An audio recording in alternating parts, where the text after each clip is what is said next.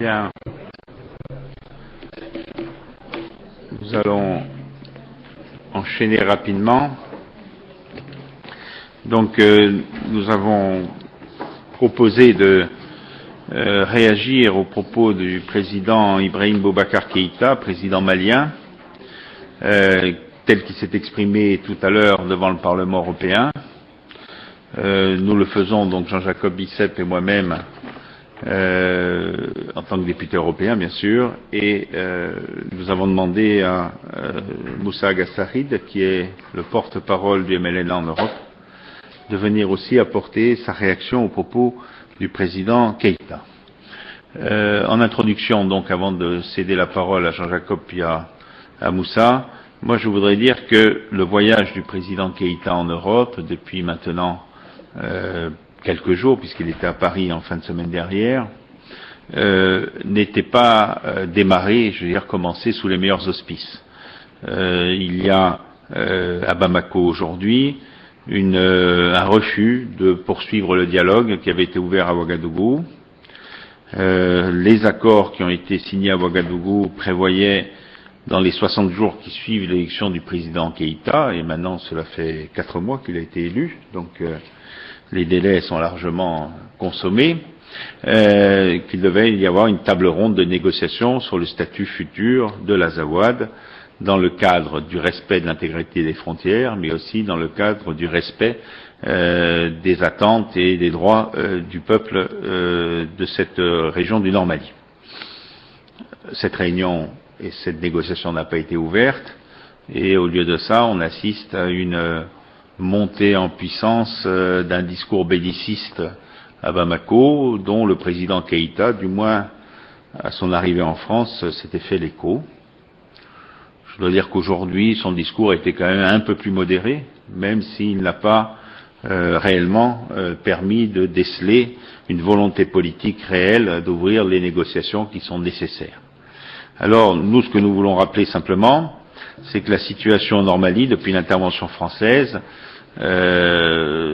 évidemment, l'intervention française a modifié énormément les choses, mais elle n'est pas pour autant, aujourd'hui, une situation stabilisée.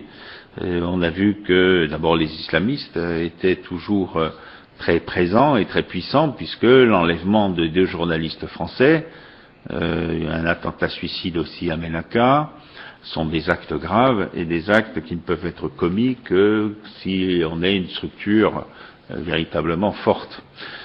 Et donc qu'il faut continuer ce combat, et que ce combat ne pourra pas se faire et réussir sans le consentement et sans l'approbation des populations du Nord Mali, car c'est en leur nom que l'on veut combattre aussi l'islamisme pour libérer leur territoire de cette présence d'oppression. Deuxième chose, l'armée malienne, qui est un problème récurrent en Azawad, mais pas simplement un problème de ces dernières semaines, c'est un problème de 40 ans, de 50 ans, et ce problème n'a jamais été résolu. Et on voit aujourd'hui, d'abord au tout début de l'intervention française, il y avait eu des massacres assez variés. Il y a 15 jours, à Kidal, une foule qui manifestait, on a tiré à balles réelles sur la foule, faisant finalement 2 morts, puisque une des blessés est décédée des suites de ses blessures, une personne est morte sur le coup, et 3 blessés. Une armée qui tire à balles réelles sur une foule, c'est un problème, évidemment, de démocratie, c'est un problème aussi de confiance que l'on peut faire. Les populations du Nord Mali sont nécessairement angoissées à l'idée qu'elles puissent être demain placées sous un régime de terreur et de dictature par une armée qui n'hésite pas à tirer sur une foule de femmes et d'enfants. Et s'il y a eu 5 victimes aujourd'hui, il est à craindre qu'il y en ait 50 demain et 500 après-demain. Et l'Europe, la France en particulier, mais l'Europe en général, se retrouvera avec les mains sales. C'est que nous serons, par le fait que l'intervention française aurait permis ce déploiement d'une armée non acceptée par la population, l'intervention française aurait une part de responsabilité dans les suites qui sont à craindre. Donc aujourd'hui, nous, ce que nous demandons, c'est que l'Europe force la porte des négociations. Nous en avons les moyens, Et puis nous en avons le devoir, parce qu'à partir du moment où l'Europe est intervenue militairement, elle a sa part de responsabilité dans la suite politique de cette intervention. Voilà donc pour moi ce que j'en pense. Je pense qu'aujourd'hui le président Keïta doit vraiment prendre conscience que ce que l'Europe attend de sa présidence, alors qui nous mettons notre espoir dans la mesure où elle a été légitimement acquise, c'est une politique d'ouverture, de dialogue et de démocratie. Et cela commence par un projet pour le Nord-Mali qui ne peut pas être le projet tel que Bamako le porte depuis 50 ans. C'est forcément un projet qui donne une large part de souveraineté à ce territoire, qui a sa spécificité culturelle et historique, et qui a aussi ses intérêts propres à défendre, et une population tout à fait particulière à représenter. Donc voilà pour l'introduction. Je sais pas, Jean-Jacob, tu veux peut-être rajouter un mot, et ensuite on demandera à Moussa de réagir lui-même aux propos qu'il a entendus à la tribune du Parlement européen tout à l'heure.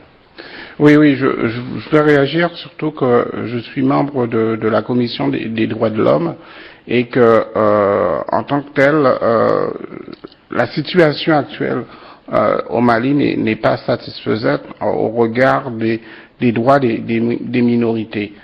J'ai été effectivement, au mois de juillet, j'étais très optimiste lorsqu'il y a eu cet accord paraphé par l'ensemble des protagonistes à ce conflit. Et d'ailleurs, j'ai participé aux opérations électorales du premier tour parce que je pensais fondamentalement que seule une solution politique était une solution viable et qu'on ne pouvait pas trouver de solution armée à ce qui se passe au Nord-Mali. Moi, j'ai une inquiétude et le discours du président ce matin devant les parlementaires européens ne m'a pas rassuré. L'inquiétude, c'est que Ibeka s'inscrit dans les pas d'ATT, cooptant des personnalités du Nord-Mali pour effectivement mettre en place sa politique. Je pense que il refait quelque chose qui a été fait durant ces 50 dernières années et qui n'a pas marché et qui a abouti quelque part à la cristallisation puis à la dégénérescence du conflit tel qu'on le connaît aujourd'hui dans le Nord-Mali. Donc je pense que à la fois sur la situation des droits de l'homme et des exactions qui se fait dans le Nord-Mali, la situation n'est pas satisfaisante, et à la fois sur le plan politique, parce qu'il a parlé ce matin du processus de décentralisation, c'est assez, s'il est vrai que on soutient un accord qui respecte l'intégralité territoriale du Mali, on ne peut pas soutenir un accord qui n'aurait pas effectivement l'aval de l'ensemble des populations habitant sur ce territoire. Et je pense que il faut vraiment que pour qu'on puisse sortir, et j'ai bien entendu sa demande d'aide au Parlement européen, mais il faut très bien qu'ils comprennent que cette aide sera aussi assortie de conditions, et l'une des conditions, c'est une sortie négociée de ce conflit au Nord-Mali, et que la reconduction des méthodes du passé qui ont fait leur preuve de leur inefficacité n'est pas la solution, et pourtant c'est la voie qu'il est en train de prendre. Et je crois que nous, au Parlement européen, et tous ceux qui sont les défenseurs des droits de l'homme et tous ceux qui sont les défenseurs des droits des peuples, et doivent envoyer un signal fort au président du Mali pour lui dire que effectivement, si on a soutenu l'accord de Ouagadougou, mais la direction qui est prise n'est pas le sens qu'avait cet accord et que nous sommes effectivement très, très vigilants sur la direction qu'il entend donner à sa mandature et que l'Union européenne ne pourra l'aider que si il va vers une solution qui est acceptable par tout le monde. À un moment, il a rendu un hommage à Nelson Mandela et à ce moment-là, je me suis dit, s'il pouvait être aussi inspiré que Nelson Mandela à la sortie de l'apartheid, il rendrait sans doute un grand service à son pays.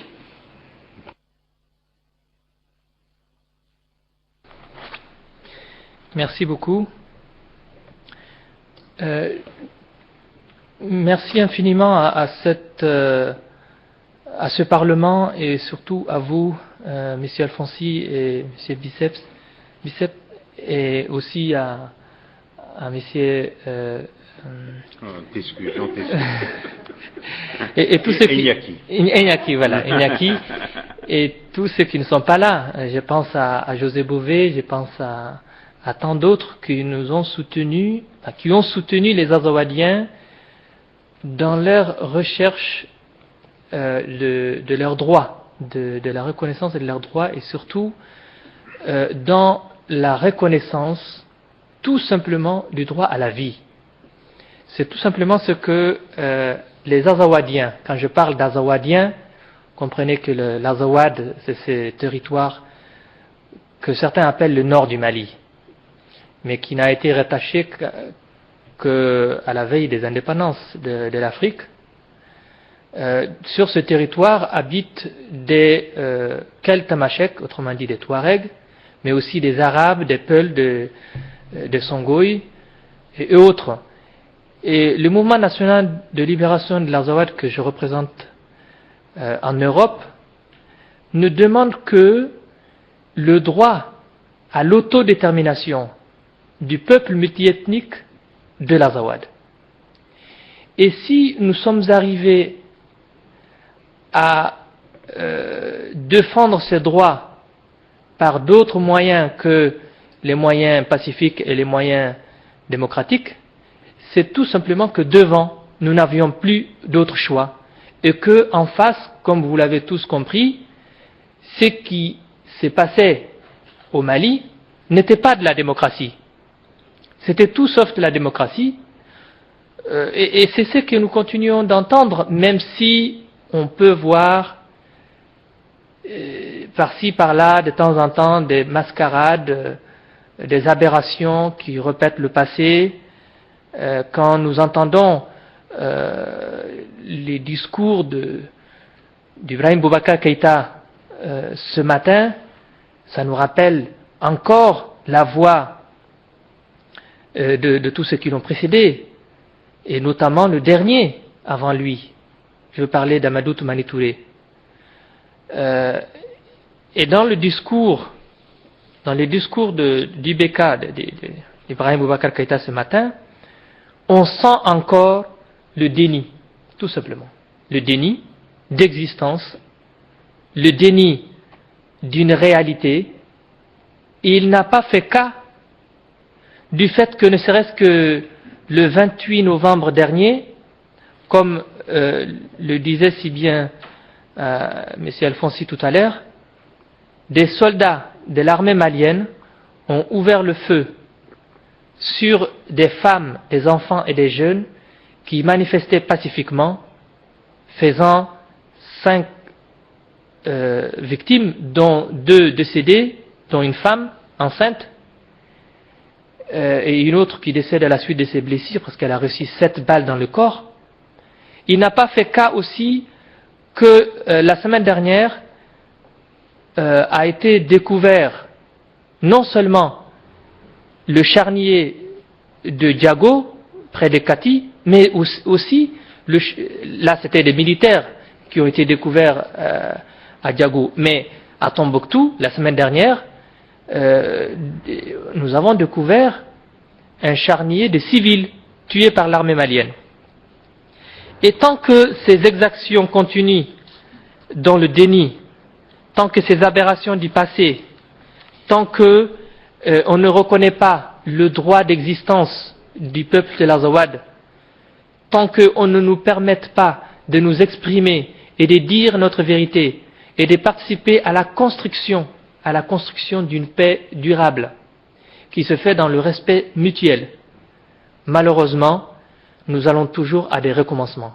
Nous allons toujours arriver à des confrontations, souvent qui ne sont pas malheureusement que pacifiques. Dans le discours d'Ibrahim Boubacar Keïta tout à l'heure, il n'a pas fait cas aussi du fait que l'accord de Ouagadougou a été signé avec le gouvernement du Mali. C'est lui qui l'avait précédé et que lui-même il a reconnu les accords de Ouagadougou. Et c'est grâce à cet accord de Ouagadougou qu'il est là où il est. Qu'un cessez-le-feu, une cessation des hostilités, que la communauté internationale a posé sa signature à côté de celle du gouvernement du Mali et des mouvements de l'Azawad, qui lui a permis, ce sont ces signatures qui lui ont permis d'être élu dans les conditions que nous connaissons. Il n'en a pas parlé. Et quand il parle de déposer les armes comme condition de négociation, il oublie que dans l'accord de Ouagadougou, c'était bien précis que 60 jours, dans les 60 jours après son élection et la mise en place de son gouvernement, les pourparlers devaient commencer. Pourquoi ces pourparlers ne commencent pas? Et le cessez-le-feu, c'est la cessation des hostilités, c'est une autre forme de dépôt d'armes. Une autre chose que le président Hollande avait reconnue dans ses discours la semaine dernière, c'est que le mouvement national de libération de l'Azawad a participé aux côtés de l'armée française dans la lutte contre le terrorisme dans l'Azawad. Et de ce fait, si demain nous rendons nos armes, je ne sais pas à qui d'ailleurs, et que ces mêmes groupes qui sont toujours armés, Al-Qaïda au Maghreb islamique, AQMI, le mouvement pour l'unicité et le djihad en Afrique de l'Ouest, le Moujao, s'en prennent à nos hommes mais aussi à notre population. Est-ce que c'est l'armée malienne qui va les défendre? Est-ce que c'est l'armée française qui va les défendre? Est-ce que c'est les casques bleus qui vont les défendre?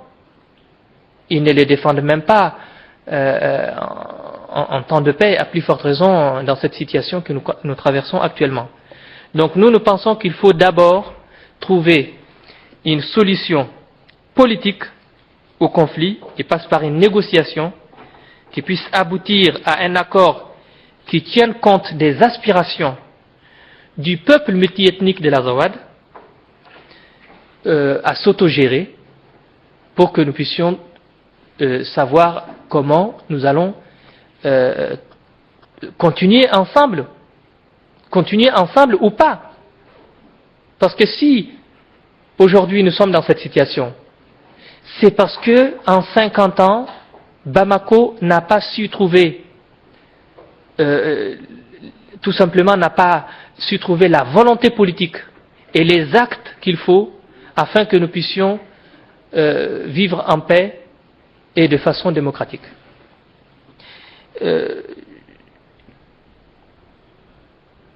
Nous avons aussi toujours été disposés à dialoguer.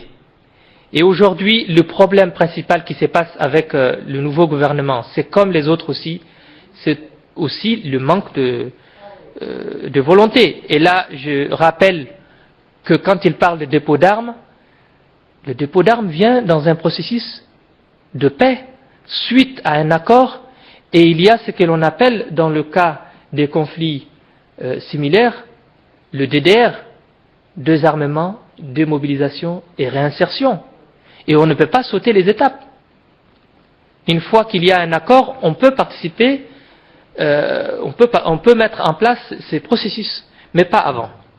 Et ce serait dommage parce que, encore une fois, l'Europe va donner les moyens financiers à un gouvernement qui va continuer les mêmes aberrations par le passé et qui va nier les droits et qui va bafouer ses propres engagements.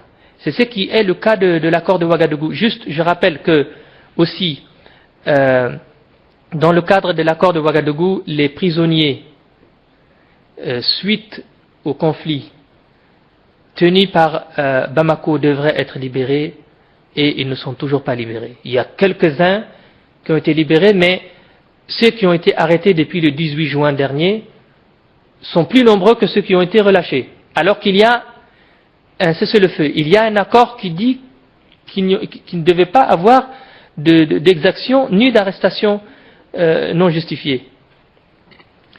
Avant de terminer, je voudrais juste vous dire que le comportement des forces armées maliennes à Kidal, encore une fois, est des plus barbares, comme il a toujours été dans l'Azawad. C'est précisément ce comportement invariablement primaire qui a rendu les populations de l'Azawad viscéralement allergiques à toute présence militaire malienne à leur côté. L'Azawad, malgré les innombrables tribulations qu'il a endurées, est servi par une bonne mémoire, qu'on en juge par plusieurs exactions sommaires qui se passent sur son territoire. Si tant est que nous recherchons une solution sincère et efficace au conflit Azawad-Mali, il faut que le comportement de l'armée malienne cesse d'ignorer que l'Azawad est habité, non pas par des fauves, mais par des êtres humains, ayant les mêmes droits que les humains de notre planète. Les humiliations, les assassinats, les exactions, les arrestations et les emprisonnements arbitraires par l'État malien n'ont que trop duré depuis 1963. La communauté internationale ne doit pas tolérer que cet état de fait soit le lot éternel des populations de l'Azawad. Depuis la signature de l'accord de Ouagadougou, que l'État malien a jusqu'ici obstinément foulé aux pieds, au vu et au su de tout le monde, les forces armées maliennes n'ont cessé de multiplier provocations, arrogance et barbarie et ont mis à rude épreuve la patience des populations de l'Azawad ainsi que les mouvements signataires de l'accord de Ouagadougou.